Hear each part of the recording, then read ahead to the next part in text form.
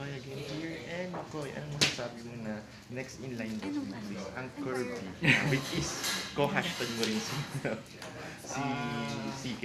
Basta sa akin naman, masaya ako sa mga kaibigan ko na umaangat. Sabi ko, timing palagi yan, timing lang. Ngayon, sabi ko sa kanya, alagaan lang niya. Alagaan ni CK, si Vibory.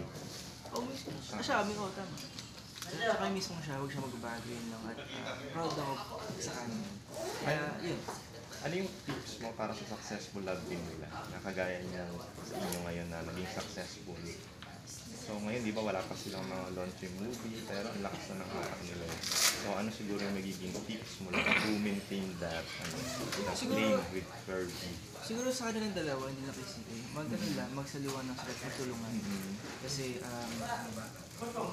gagawin niya din naman yan para mapasaya yung mga tao, yung mga naniwala sa kanila.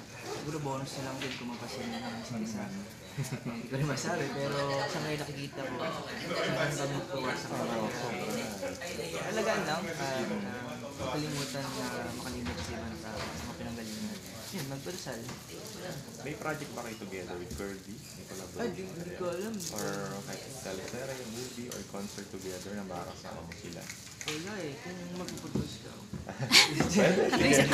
Hindi. Pero sa mga sa sobrang proud ako sa bibigyan ko na yan. Okay, so thank you and good luck. Thank you.